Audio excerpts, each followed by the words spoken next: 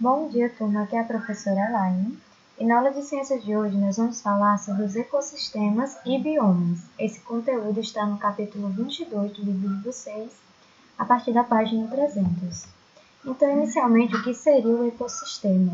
O ecossistema ele é o conjunto de comunidades que vivem em um determinado local e vai interagir entre si com o meio ambiente.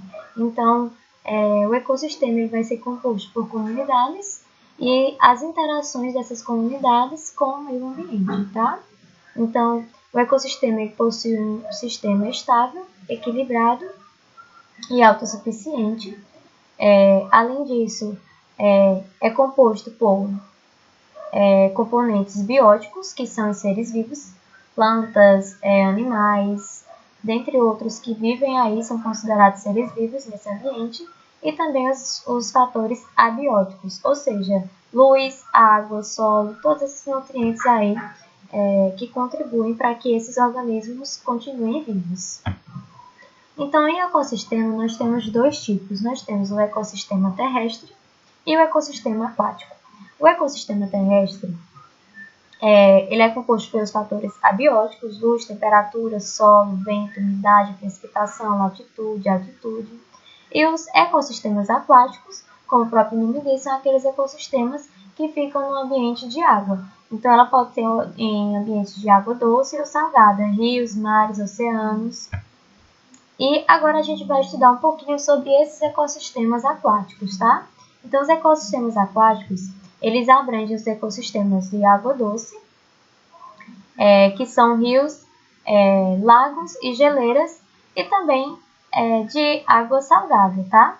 Então, nós vamos ter dois tipos de ecossistemas aquáticos. Nós vamos ter o ecossistema marinho, que é o ecossistema de água salgada, e o ecossistema de água doce, que pode ser classificados em rios, lagoas, lagos e geleiras. Além disso, o ecossistema aquático ele se subdivide na zona dos plânctons, tá? Onde ficam os fitoplânctons e os zooplânctons, no qual os peixes se alimentam. A zona que fica no meio é chamada de nécton, que é onde ficam os peixes e animais que ficam aí, que são considerados nadantes. E por fim, a parte que fica mais abaixo dessa região, onde é encontrado areia, nós chamamos de bentons, que é onde ficam alguns seres vivos, como estrela do mar, caranguejo, e algumas espécies também aí de plânctons, tá? Sobre os ecossistemas marinhos, pessoal. Os ecossistemas marinhos, eles incluem os mares e oceanos, que são aquelas águas salgadas. Eles podem ser classificados de acordo com a sua profundidade. Como vocês sabem, os oceanos e os mares, eles são extremamente fundos. Então, tem aí uma zona que nós chamamos de zona litoral, que é aquela região onde fica entre os limites das marés. Temos também a zona nerítica, que é a região onde fica aí na plataforma continental e se estende até 200 metros de profundidade, sendo ainda uma região que é iluminada pela luz solar. Vamos ter a zona oceânica, que é um pouco mais profunda, ela vai de 200 a 2.000 metros de profundidade e não há iluminação da luz solar. Os animais nessa região se tornam mais escassos por conta dessa falta de iluminação da luz solar.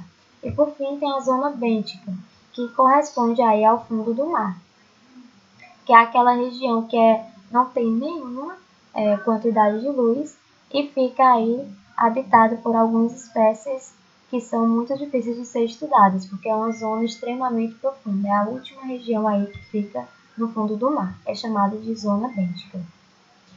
E nos mares e oceanos, eles também são classificados como zona fótica e zona afótica.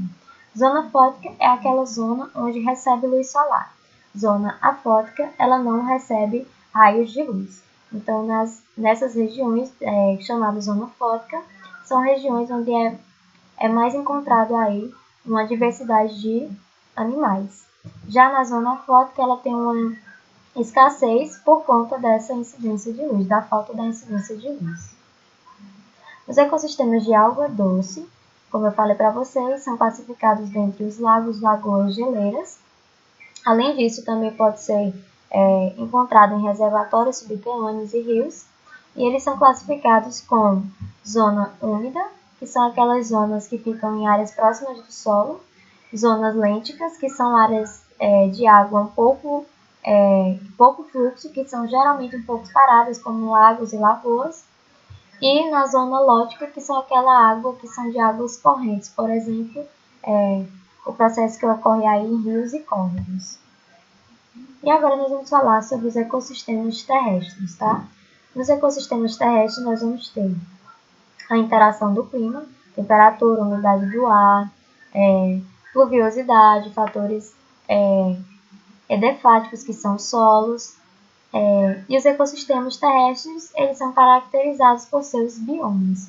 Nós vamos conhecer cada tipo de bioma que tem aí, que faz parte do nosso planeta. Então, no mundo nós temos de biomas a tundra, a floresta de coníferas ou taiga, floresta temperada, vegetação mediterrânea, pradarias, estepes, desertos, savanas, floresta tropical e equatorial e vegetação de altitude. Nós vamos ver um pouquinho sobre as principais. A tundra, ela, como vocês podem ver aí na imagem, é uma região extremamente fria, então ela se localiza aí no extremo norte e sul da Terra e está localizada em zonas polares, onde apresenta uma das temperaturas mais baixas do planeta. Nessa região, possui dias e noites longas, de longa duração, tá? E os invernos são extremamente longos, tá? Como na maior parte do tempo o solo ele é coberto por gelo e a vegetação ela é escassa por conta de que seu solo ele vive aí na maior parte do tempo coberto por gelo. Vão ser características de vegetação os musgos e líquens, e a fauna ela vai ser composta por animais que vivem adaptados ao frio, como pinguins e animais que migram nessa região. A taiga ela vai ser uma região que tem uma vegetação bem diversificada. Ela fica aí também nas regiões sul, tá? No sul da tundra. E ela é composta por coníferas, que são essas árvores aqui, ó. E elas possuem uma folha de ponta aguda, tá? E elas são recobertas de ceras que tem aí um reservatório de calor. A fauna ela vai ser composta por insetos, aves, renas, alces, veados, ursos, raposas e morcegos. A floresta temperada, ela se origina aí nas zonas temperadas e fica aí principalmente nos países da América do Norte, Europa e em alguns países da Ásia. Ela tem aí a existência das 4 estações bem definidas, tá? E a vegetação ela é bem abundante e diversificada. Como vocês podem ver aqui, ela tem bem nítido outono, inverno, verão, cada estação bem definida. Isso faz com que tenha uma diversidade maior aí em fauna e em vegetação. Já a floresta tropical, ela vai apresentar um clima mais litoral, com características semelhantes à floresta equatorial. Recebe muita umidade, então assim ela tem uma vegetação mais densa, como vocês podem ver aqui na imagem. Ela tem uma vegetação bem densa por sua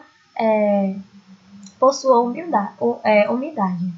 Ela tem uma grande biodiversidade e um exemplo dessa região aqui no Brasil é a Mata Atlântica, tá? A Mata Atlântica ela é uma floresta tropical e é uma das mais ricas em diversidades. Infelizmente, ela vem sendo extremamente devastada.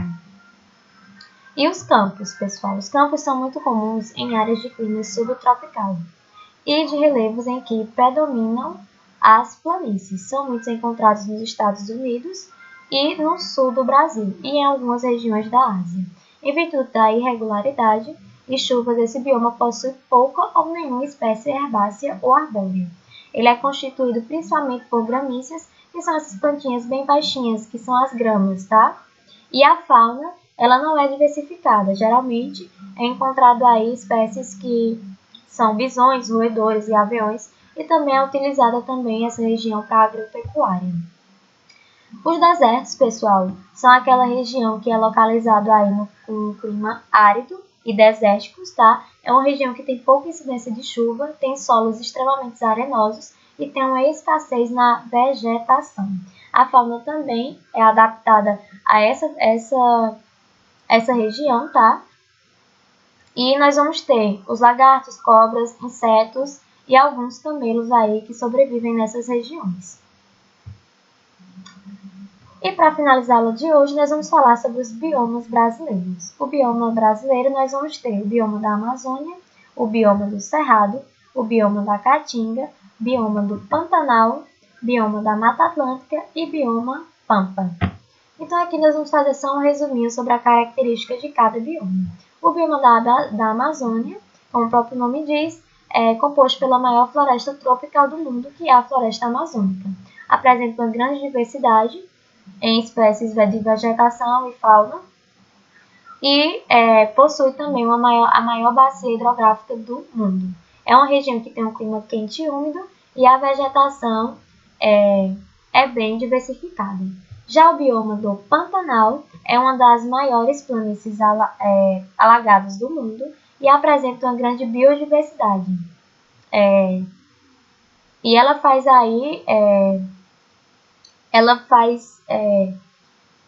divisa com a Mata Atlântica e a Amazônia, tá? É composto pela bacia hidrográfica do Rio Paraguai.